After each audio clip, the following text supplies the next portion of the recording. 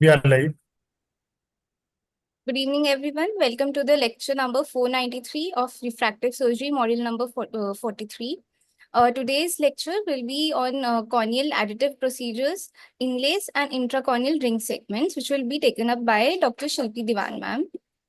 The moderator for today's class is Dr. Vikas Mittal, sir, but unfortunately, he won't be able to join us today. The chairperson for today's class, Dr. Jaita Bose, ma'am. Ma'am has done her MBBS in MS Ophthalmology from AMU Aligarh. She has done her fellowship in cornea and anterior segment from LVPI.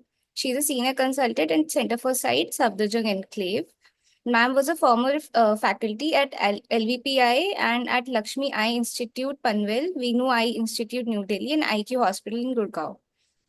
She has been awarded with President Abdul Hamid International Award by Bangladesh Community Ophthalmologic Society. She is also the member of DOS and AIOS. She has presented various talks at national conferences, and she has been invited as a faculty for training surgeons and eye bank technicians at Lagos, Nigeria, and Dhaka, Bangladesh, on behalf of the International Federation of Eye and Tissue Banks. We welcome you, ma'am. Thank you, Dr. Survin. The speaker for today's class is Dr. Shilpi Diwan, ma'am. Ma'am is a senior consultant and surgeon of Cornea and Refractive Services, and she's associated with Center for Sight New Delhi since 2014. She has done her MS in ophthalmology and senior residency from King George's Medical College, Lucknow. She has done her fellowship in cornea and refractive surgeries from Arvind Eye Hospital and Postgraduate Institute, Madurai. She has experience of working at Venu Eye Hospital, Pasan Hospital, and Center for Sight Group of Eye Hospitals. Her main areas of interest are DMAC, DSEC, DALK, and limbal stem cell transplantation, ocular surface reconstruction, refractive surgeries, and management of corneal infections and management of corneal ectasias. We welcome you, ma'am. Over to you, ma'am. Thank you, Dr. Surveen.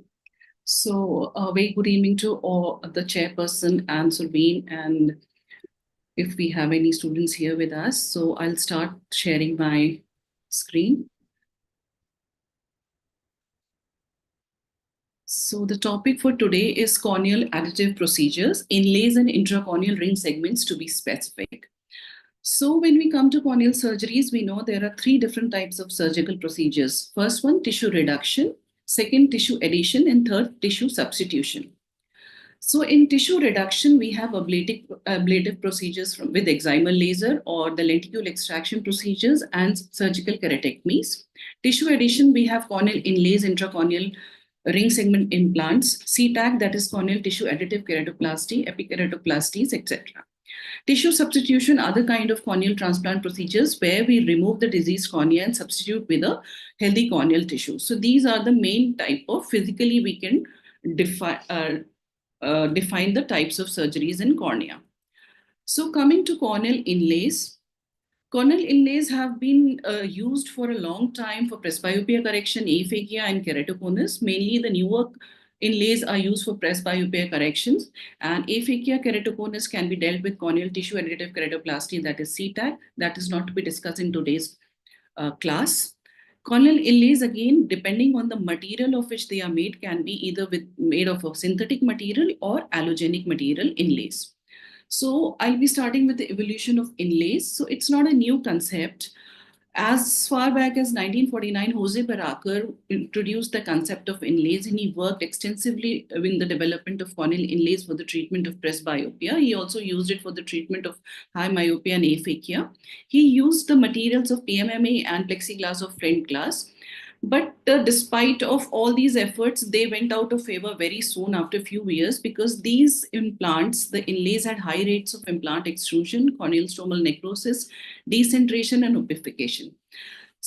Since that the discontinuation of the inlays in 1940s and early 1950s, it was realized by the researchers that the material of the inlays used at that time was impervious. It did not allow the perfusion of liquid and nutrients through the substance of the cornea, which eventually led to complications like stromal necrosis and implant extrusion.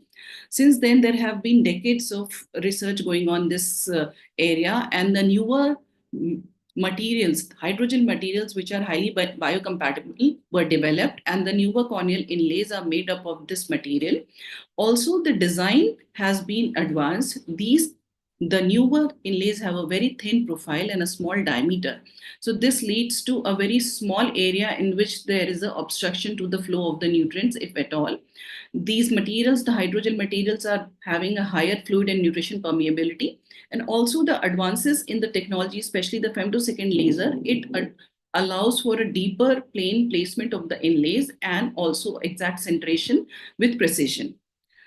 So I'll be discussing the corneal inlays for presbyopia in detail. So currently we have basically 3 types of inlays with us. They work on different principles. The first one is corneal curvature altering or a space occupying inlays. The most common was raindrop and also the allogenic implants like pearl.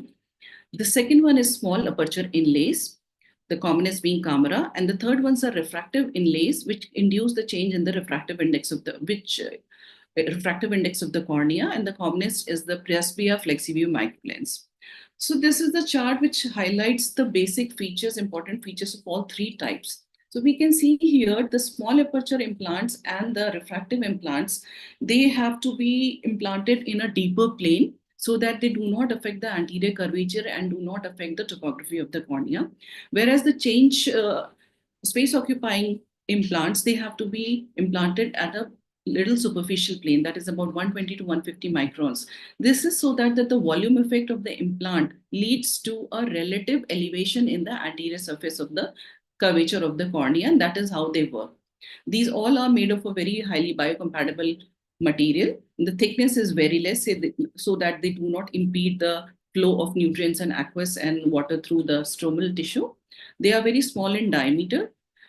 And I'll be discussing all these one by one in detail. So first, coming to the space occupying inlays. Space occupying inlays, the commonest was Raindrop or View Plus from the Revision Technologies USA.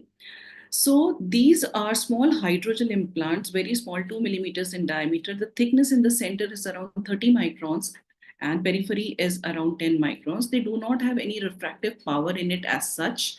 They are implanted superficially at a depth of around 120 to 140 microns, and they lead to a focal elevation of the curvature in the central part of the cornea where they are implanted. This leads to a localized zone of hyperprolate cornea and leads to a multifocality in the cornea. The good thing about the implant is that it can be reversed. They are usually placed under a corneal flap. As we can see in this video here, the flap is elevated, lifted, and the implant is positioned in the center of the cornea. So they can also be placed in a stromal pocket instead of creating a flap. This is loaded in a special titanium spatula. It comes preloaded, and that assists in the implantation of the corneal inlay. The positioning or the centration is very important. Most of these implants are very small and they have to be centered on the first Purkinje image or the coaxially sighted corneal reflex. That allows for a good improvement in the near vision and also reduces the complications like glares and halos, which are associated with decentration of the implant. So this is a implant which got a US FDA approval in 2016, but longer follow-up, more than 3 years follow-up of these patients who were initially included in the FDA trials and later who were implanted, it led to the discovery of a fact that many of these patients suffered from corneal haze anterior to the implant. And a significant percentage, around 6 to 7% of the patients had to go for explantation. Even after the explantation of the implant, it was seen that the haze persisted. This led to FDA issuing a safety communication to the providers of the implant, and in 2018 it was recalled, and it has been discontinued since then. So it is being discussed for the sake of the principles and the technology involved here. The next we come to the small aperture inlays. They work on the pinhole principle, and the most common one being the camera implant. It is a donut-shaped opaque implant made of a highly biocompatible polyvinylidene fluoride and it is impregnated with carbon particles which make it opaque. It is a thickness of 5 microns, which is very thin, and it can be implanted under a flap or in a stromal pocket. It can be used to treat the presbyopia in an emetro presbyope or a patient who has already underwent refractive surgery like LASIK or surface ablation, or monofocal pseudophakics, or also in ametropes. So this has an overall diameter of 3.8 millimeter and the central clear zone is 1.6 millimeter. Around 8,400 microperforations are made with the help of laser throughout the ring. They facilitate the nutrient and aqueous flow through the ring and thus reduce the chances of haze and opacification in the cornea. Also, the size of these perforations is very small, from 5 to 7 or 8, 9 microns, so they do not cause any visual symptoms. It has been studied that the overall increase in the light transmitted through these 8,400 microperforations is just about less than 10% of the total light transferred through the central part of the inlay. Earlier models of this implant, they had a smaller, around 1,600 perforations. Then they lead to a more incidence of haze and opacifications. In the later models, the number of perforations has been increased. And also, we can see this video is from the internet, and all credit to the respective surgeons. We see here in this video that the stromal pocket has been created. After stromal pocket creation, the implant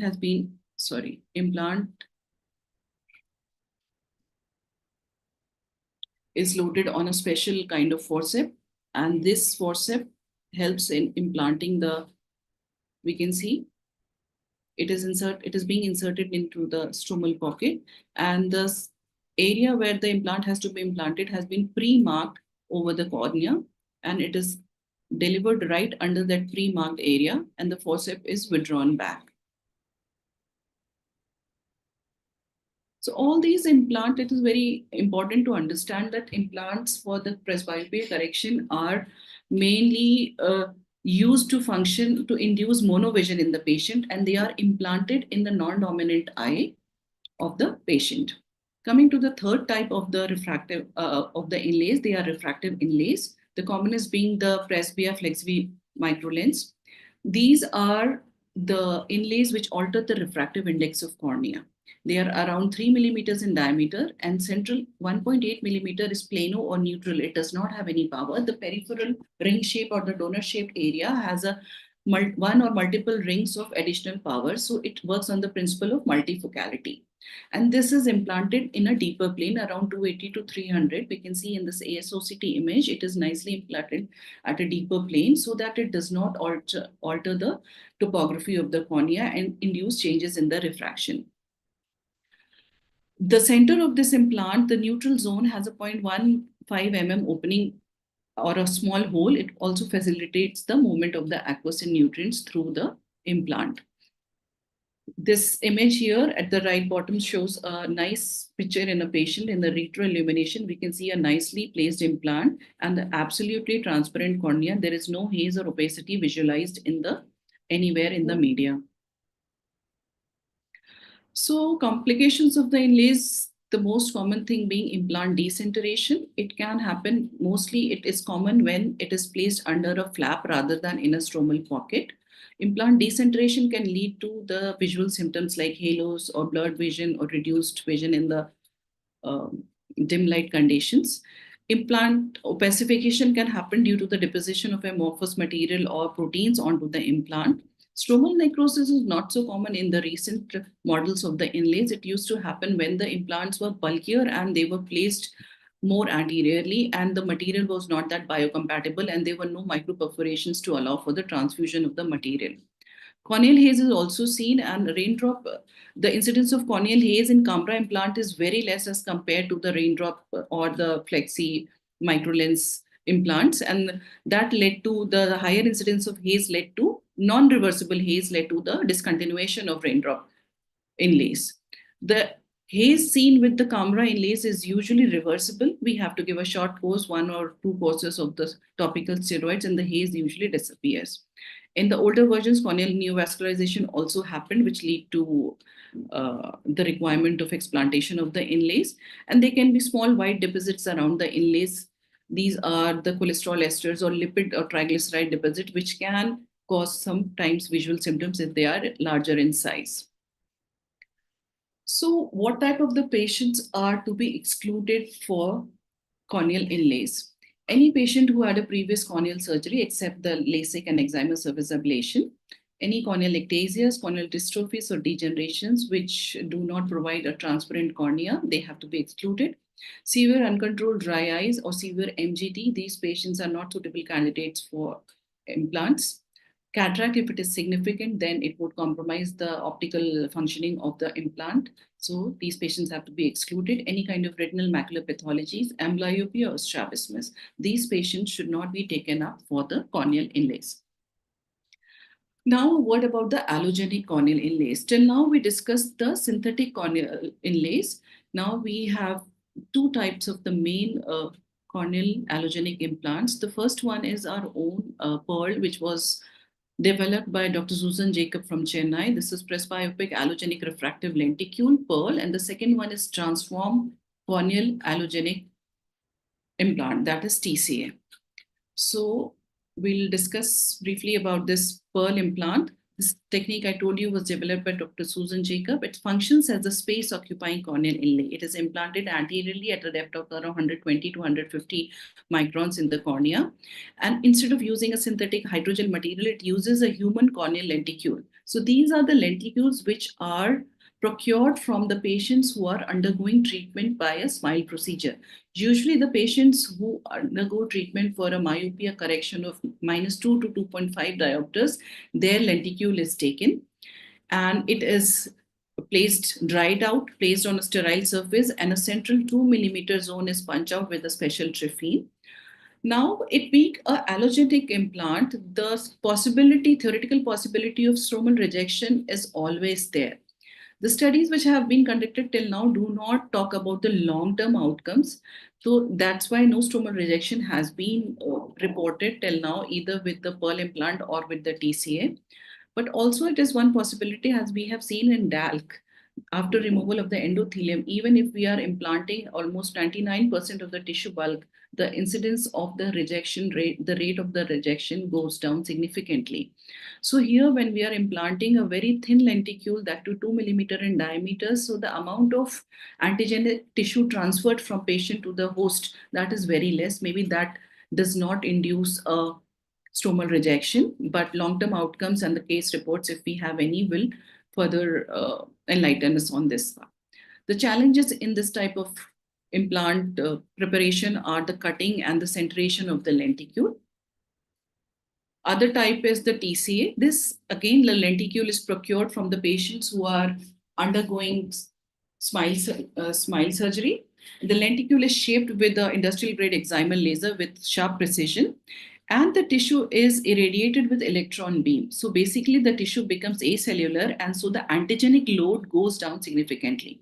It is around 2 to 3.5 millimeter in diameter and around 20 to 22 microns thick. So again, we can see in the images here, it's a very small lenticule here, and it is placed again under a flap, or a stromal pocket can be created and it can be placed there. The centration is of the utmost importance. So now this was all about the corneal inlays. Now we come to the segment of intracorneal ring segments, or ICRS as we call them. So ICRS are micro-thin inserts of the variable thickness made of a biocompatible material.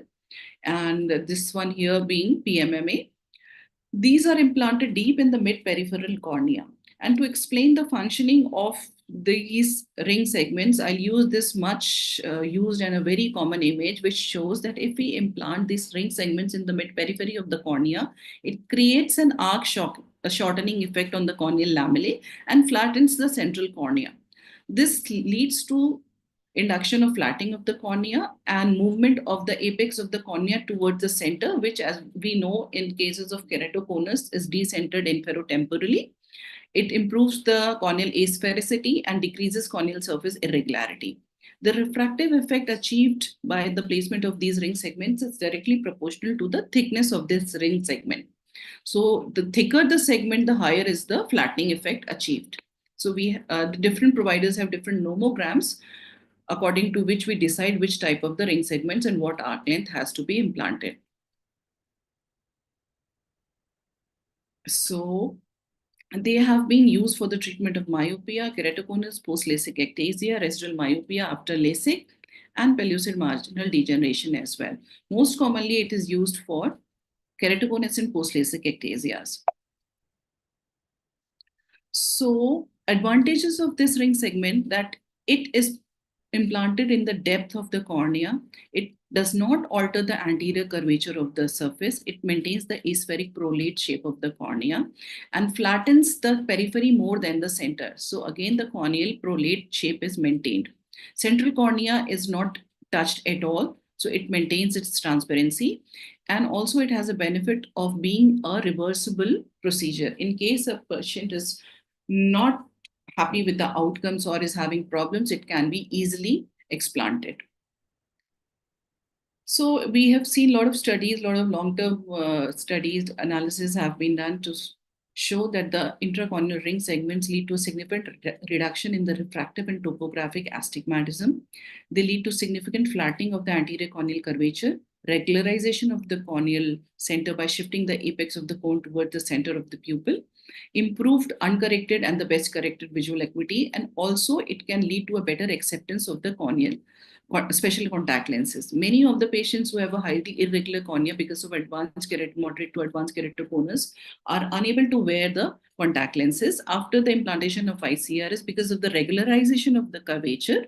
The contact lens acceptance and hence the better visual acuity is also a possibility for these patients. So for selection criteria, moderate to severe keratoconus, which have reduced visual acuity and lack the functional vision with spectacles or contact lens correction. Minimum age has to be 21 years. Central cornea should be clear. There shouldn't be any scarring or any haze in the central cornea. Corneal thickness should be 450 microns or more at the proposed site of incision. At the site of placement of the rings, the thickness should be more than 450 microns. And contraindications, any cornea which has a Kmax more than 70 diopters should not be taken for the placement of ICRS. Central corneal scarring or eye drops, again, to be excluded. Other corneal conditions like dystrophies, degenerations, or recurrent corneal erosions, again, to be excluded. Systemic conditions like connective tissue disorders, immune deficiency, severe type of atopy should not be taken for the procedure. Pregnant and nursing women also not to be taken for this procedure. So different types of intracorneal ring segments available in the market. We have Intacs, we have Intacs SK, we have Ferrara rings, Kera rings, and Bisantis segments. I'll be discussing each one of them in the subsequent slides. So first of all, Intacs. These ring segments are made up of PMMA. They are available in 150-degree arc length segments. They are hexagonal in cross section and have two positioning holes at either end. These help in the placement and centration of the rings inside the corneal channels. Their thickness is available in the from 0.25 millimeters to 0.45 millimeters in 0.05 mm increments. External diameter of the ring is 8.1 millimeter and the internal diameter is 6.7 millimeter. We can see this very beautiful OCT scan showing a hexagonal cross section of the Intacs. Intacs SK for severe keratoconus, for a higher amount of refractive error, they are implanted in a smaller zone. It is around 6 to 7 millimeter zone. So we know that as we are coming closer to the center of the cornea, the refractive effect of the ring implant would be more pronounced. The inner diameter is 6 millimeters and they are oval in cross section. They are available in two different type of thicknesses, 400 microns for steep values, K values of 57 to 62, or cylinders less than 5 diopters, and 450 micron thickness for K values more than 62 diopters, or the refractive cylinder more than 5 diopters. Ferrara rings are again these ring segments made of PMMA. They have a blue light filter, and in the cross section, they are triangular in shape. Thicknesses available are 0.15 to 0.35 millimeter and 0.05 mm steps. Internal and external diameters are 4.4 and 5.6 millimeters respectively. So we see that these are implanted in a smaller zone and more near, they have basically a smaller optical zone more towards the center of the cornea. And different arc lengths are available. 90 to 320 degree arc lengths are available that can be selected according to the severity of the keratoconus as per the nomogram. Kera rings are made of PMMA. They are again triangular in cross section. Thickness is 0.515 to 0.35 millimeters and 0.05 increments. Arc lengths are available in a wide range, 90 degrees, 120, 160, 210, and almost near total, that is 355 degree Kera ring is also available. They are also implanted in a smaller optical zone. The internal diameter is 4.4 millimeter and external diameter around 5.6 millimeters. Bisantis segments, they are perioptic implants that come in a set of 4 segments of 80 degree of arc length, oval in cross section, and a vertical diameter of 250 and a horizontal diameter of 200 microns. The only variable parameter is the amount of curvature of the inserts, and the optical parameters are 3.5, 4, and 4.5 millimeters. So coming to the surgical technique, these implants are implanted in the channels created in the substance of the cornea on the stromal tissue. The channels can be created mechanically or using a femtosecond laser with a special software which is available in the most of the femtosecond laser platforms. The depth of insertion is around 70 to 75% of the minimum pachymetry at the insertion. And these intracorneal ring segments, they have an optical effect, they improve the vision, but per se, they do not have any effect on the main pathology, that is the keratoconus or the corneal ectasia. So they do not stop the progression of the keratoconus. So combining the ICRS placement with corneal cross-linking is recommended for most of the patients. Now coming to the site of incision, there is no consensus in the site of incision. Most of the surgeons, they choose the steep axis incision. Some choose a temporal incision for the ease of insertion. Otherwise, also the positive cylinder axis can be chosen for the surgical, for the creation of the incision. Outcomes depend on the proper ring placement. They should be equidistant and placed at the proper depth, accurate implantation depth, and the diameter of the optical zone. So this is a video which shows the, first of all, using a femtosecond VisuMax platform, I'll be creating channels. We can see a 360-degree channel is created, and this is a larger diameter. So I suppose this is intact, not SK, and the incision is located at this axis. Now, with the special manipulator, the channels are opened so that so as to facilitate the easy entry of the ring segment. The implant is held with a special forceps made for this specific purpose of holding this ring segment. They have a gap at the tip. The platform has a gap so as to not to crush the implant or break it. These are very fine and fragile. So any wrong instrumentation or inappropriate force application on the ring segment can lead to breakage of the ring segment. So in the end, it can be pushed with the tip of a forceps, or a Sinskey hook can be used to guide the ring segment into the channel. One segment has been placed, and similarly the second segment is also being placed, and here we see both the segments are placed. After placing them, the distance between the ends of the ring segments is equal in both the ends, inferior and superior, and the incision is closed with a 10-0 nylon suture. So coming to the complications which we can have in intacts, there can be a segment decentration. We can see in this image, there can be a segment decentration. And we can see there is a wide gap between these two ends, and here it is kind of overlapping. Asymmetry of the implants, there can be inadequate depth of channel. During the femtosecond laser, there can be a superficial channel dissection which leads to the perforation of anterior Bowman's membrane, or it can be very deep and it can lead to anterior chamber perforation. Ring segment migration or extrusion can happen. Corneal neovascularization can happen into the channels. Infectious keratitis, as we can see in the second image, can happen. White channel deposits, small, these are very common, but they are usually inert and do not cause any symptoms. We can see in the third image here, small white lipid deposits are present. Epithelial plaque can form at the incision site. Corneal melts can happen over the sterile melts over the area of the ICRS. A focal edema can be present around the segments. If the edema encroaches the visual axis, that could compromise the visual acuity. So these are few images which we can see the outcomes of we can see this patient here, the K values are significantly reduced here, and the apex of the cone is quite centered here, and there the average astigmatism has reduced from 3.1 diopters to 1.8. K readings max 50.7 here, 48.7 here. And again, the similar here, we can see a marked flattening here, reduction in the astigmatism, centration of the cone here, and flattening is achieved here. So these are the topographies of the patients who underwent intacts, pre and post intact things. And also in this patient, we can see it was a severe keratoconus. We were given 2 ring segments to be implanted vertically. After, we can see a very nice placement of the intact segments, and we can see some white deposits here, but otherwise the eye is very quiet. The cornea is absolutely transparent, and we can see a very nice acceptance and improvement with the scleral contact lens. Earlier, this patient could not wear contact lenses. Here, he is able to wear the contact lens. Now coming to the allogenic intrastromal ring segments. All the ring segments we discussed were made up of synthetic material.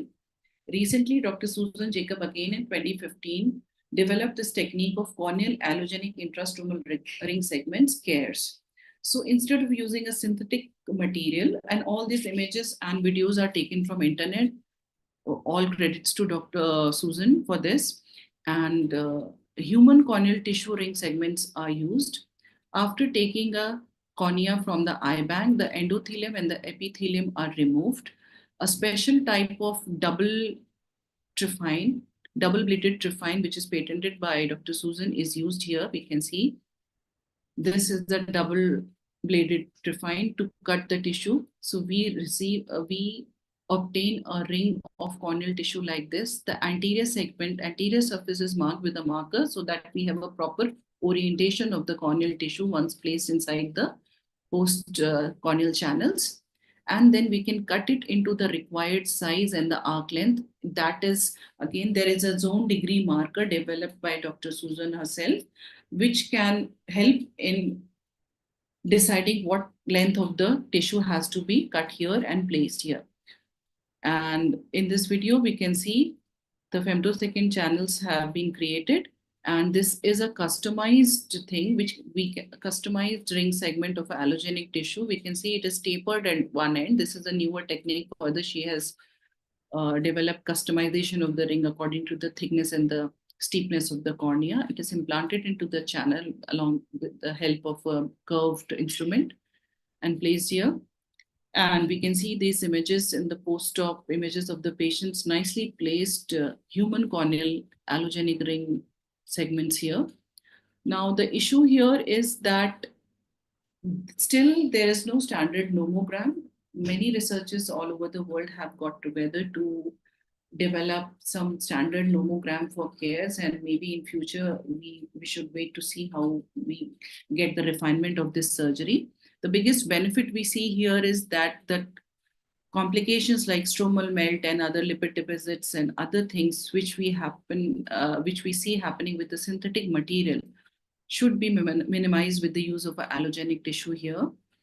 But again, the possibility of a stromal rejection cannot be ruled out, because here the full thickness stroma is, and also an arc length which is contributing to a significant antigenic load, is transplanted into the host tissue.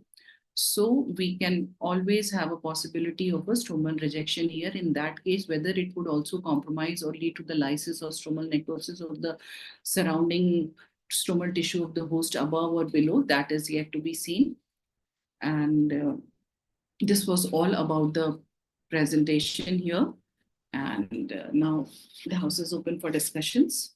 Dr. Jaita. Yeah, thank you, Dr. Shilpi. That was a really comprehensive presentation, and I think you have covered all the aspects of the different types of inlays. And are there any questions from the audience? Surveen, any questions? from the online audience? Yes, ma'am, there's a question which says that how do we manage the extrusion of ICRS, extrusion or migration of ICRS? Okay.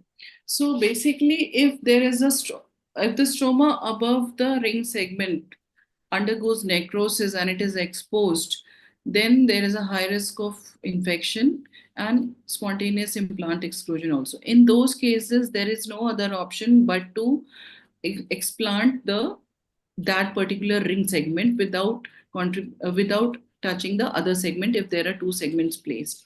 So we cannot salvage it, and there is no, because it's a keratoconic cornea, there is no way we can make another plane and insert a new segment. And also because of the stromal necrosis, the tissue over there is already compromised.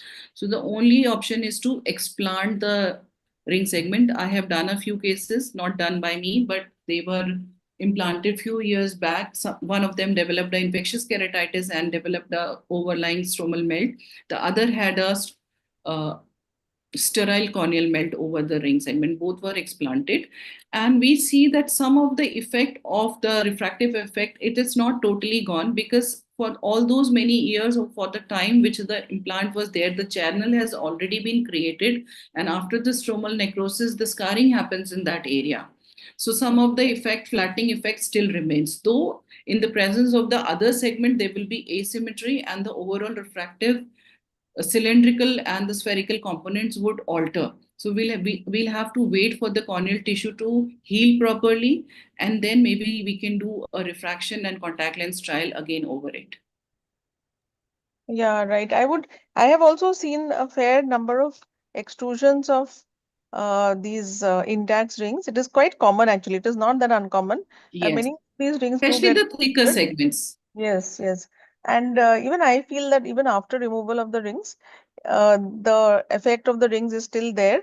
And so initially when we counsel the patient, we should tell them about this aspect also, that in future, Exactly. Because yeah, the it will be. uncorrected visual acuity, which till now the patient was enjoying, was very good, that will definitely go down. I've seen it goes down by at least 2 lines. Hmm, hmm. So patient has to be properly counseled. Very right. Right, right.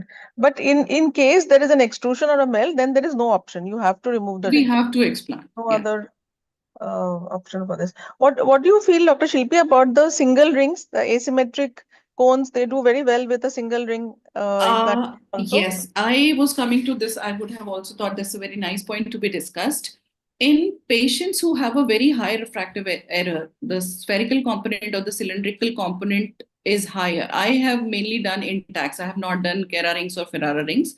So the nomograms of the intacts, these people will advise you two segments to be implanted, symmetrical segments to be implanted, because they say it provides a larger correction of the refractive error.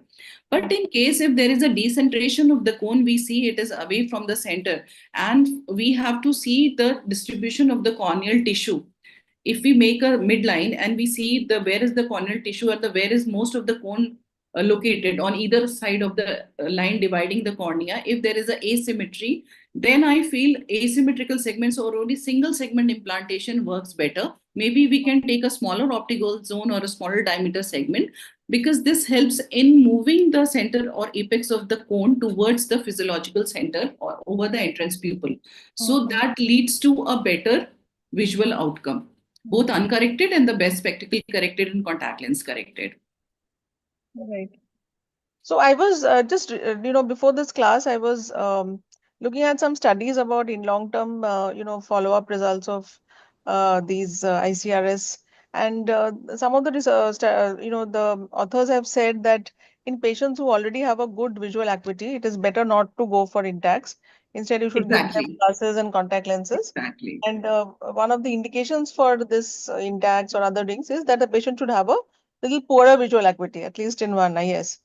And those patients will benefit more because there is a potential of loss of visual acuity in Yeah. patients who have a good visual acuity to start Though with. very small incidence rate, but still that complication is potentially sight threatening. So Right. keeping that in view, a person who improves well with contact lenses or glasses should not be taken for, that's the protocol I follow, should not be taken for intacts. So that is a very important point to keep in mind. People who do not benefit with glasses or contact lens and their quality of life is suffering because of the lesser visual acuity, they can be taken for this kind of. And also, it's a good idea in cases of bilateral keratoconus always to do it in one eye and then let the patient decide how they feel after the implantation of ICRS. And when they are willing for the second eye, then we can take. Yeah. And another point is that the refractive cylinder and the axis of the astigmatism on the topography should be more or less aligned. So Aligned. that will give you a better outcome if you are True. doing intacs. Yes, yes. What about that? Some people have been doing this, femtosecond inlays, and then post-operative they have been doing a surface ablation. In some conferences, people have been talking about that. They are, inserting these lenticules in pockets, and then to refine the refraction, they are doing a This surface ablation on top of that.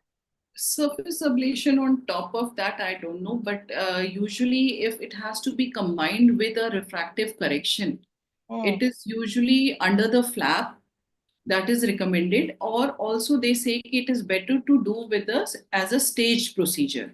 Right. Hmm. Because if we do a excimer ablation in the same sitting and under the flap and we place the implant there, because of the inflammation and everything, there are chances of the deposits occurring happen over the implant or even the implant decentration. I have not come across any studies which recommend or which Yeah. Hmm. discuss the a surface ablation after over the implant. Because if the deeper implants, yes, theoretically, yes, it can be possible, but the implants are indicated in the first place for the patients who are either pseudophakic, monofocal pseudophakics and presbyopics, or they are already emetropic presbyopics. But a patient who is presbyopic gets an inlay implanted and then develops a refractive error that is mainly indicative of something happening in the lens rather than to be corrected at the corneal plane, because implant age group patient will have a progression of a cataract and a spherical or the refractive error at the corneal plane correction. I don't know how Oh, justified no, it is. I'm talking about keratoconus patients who undergo a lenticule implant in the pocket. Okay, okay. So they are getting a smile lenticule implanted in a this pocket which has been made.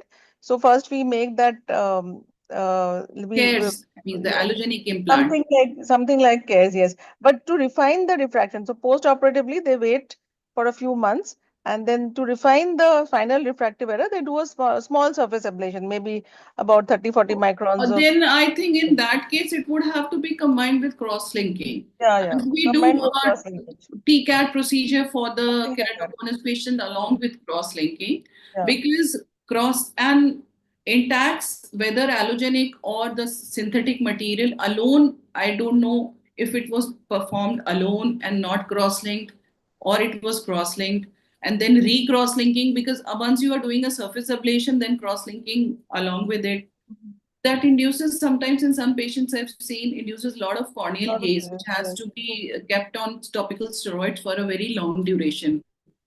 So True. these are all, I think, kind of experimental or still Exactly. developing techniques, and people Right. are just see. We have to see what works well for an individual patient. There is no, especially in these kind of corneas, there is no one solution which fits all. So all the important facts like the chances of progression, the chances of haze, the concomitant cross-linking, they have to be kept in mind. And then anything we have to refractive correction has to be decided for the patient. Because intacts along with the correction, I have not done. Intacts with C3R plane, I have done. Not going for a surface ablation, topo guided or anything. I Yeah. am practicing that. Have you done any of No, I have also not combined done. I've only procedures? done intacts with cross linkage. Yeah, And I yeah. think now that the a lot of people are doing TCAT, so the indication of intacts is also reduced a bit because Yes, it is much less invasive, and I think you can get almost similar results. You can by doing TCAT with CXL. You can get Exactly. better Yeah, and understanding if visual the thickness allows TCAT versus intacs or ICRS, of course, that would be preferable anytime because it reduces the possibility of the implant related complications at any later date. So TCAT with along with cross linking that usually gives very good outcomes. And but the patient has to be counseled pre-op. These are the patients who have to be counseled very nicely pre-operatively about as to what should be their expectations after the procedure. Exactly.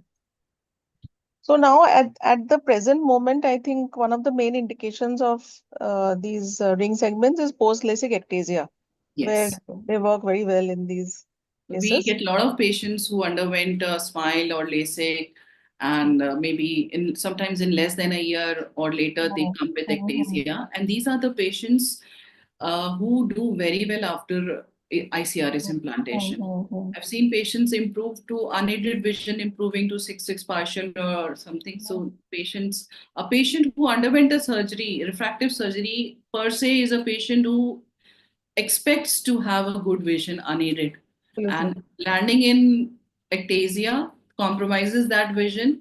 So after ICRS, regaining that vision is usually very beneficial for these patients. Yeah, totally. So any questions from Surveen or any comments? Now, what about these presbyopic inlays?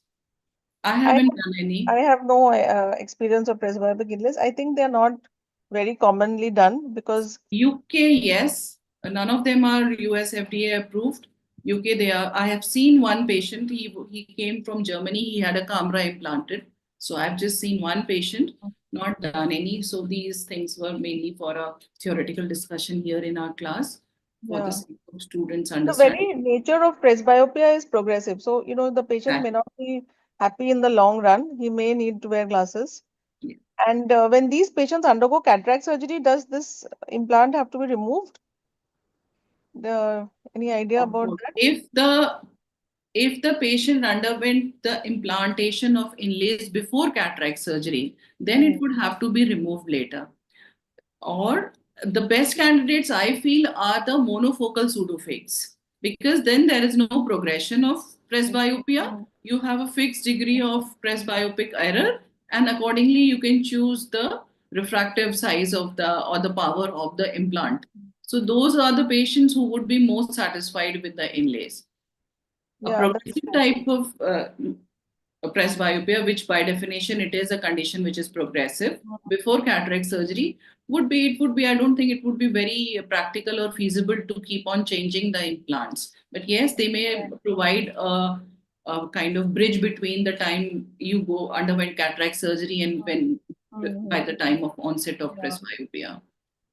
But unilateral presbyopes would be probably younger age group. Again, that Yes. these So the ideal candidate they say is between 40 to 55 or 57. So those do not have a significant cataract and a lesser degree of presbyopia. So these are the patients whom they recommend the inlays to be implanted into. And also the uncorrected distance vision acuity, yes, it does get reduced by Mhm. sometimes half a line to one line. So Mhm. that thing also has to be kept in mind in patient selection criteria. The Mhm. occupational hazards of the patient have to be evaluated. So anything which is compromising your uncorrected visual acuity in one eye, even if we do a monovision, then if the patient is into any kind of hazardous occupation, then that has to be Yeah, kept in mind, and it should be discouraged. It should not be done rather. exactly. And for younger patients, less than 40 years, like you may have some, younger patients who have undergone cataract surgery, unilateral cataracts. Those patients After are not suitable those candidates. patients, yes, it can be done because then it becomes a monofocal pseudophakia, and loss of accommodation because of the IOL implantation. With some monofocal lens implanted, I think those would be the best benefited patients. Yeah, but even younger people, like in their 20s and all, is it indicated? I Some. didn't read any case report, but it was mentioned that unilateral cataract surgeries done with a monofocal IOL are good candidates because Right, of the constant nature of the refractive correction required. right, right. But I think with the development of the multifocal, trifocal IOLs, soon we'll have lesser number of requirement of Exactly. these. I think in few years from now, the multifocal IOLs would be the norm. So the Right. problem of presbyopia will be dealing lesser with it, because presbyopia is kind of one domain in which still a perfect solution is yet to be found. And all over the world, people are working on it. But yes, because it's a physiology, it's not a disease, it's a physiological change. So multifocal lenses are a good thing happening here.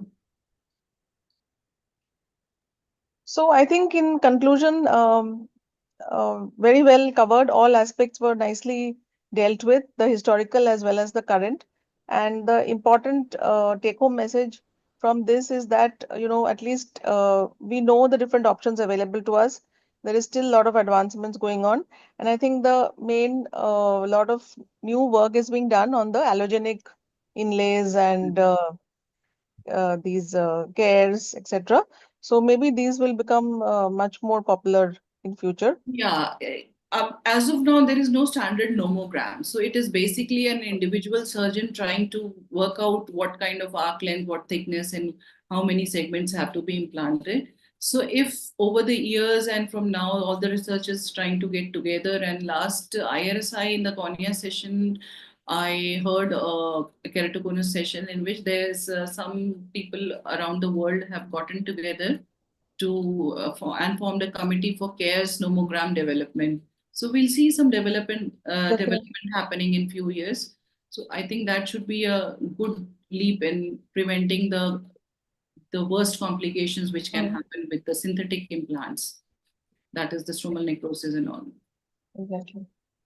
Surveen, any questions from you? Any doubts? No, ma'am, no more questions. Okay. Okay, then I think then So we we can should end conclude this. the class here. Yeah, we can conclude the class. Thank you very much, Dr. Shilpi and Dr. Thank Surveen. you, ma'am. Thank you, ma'am. Thank you, Dr. Jaita. Thank you, Dr. Surveen. Okay, good night, everyone. Okay, good night. Good night.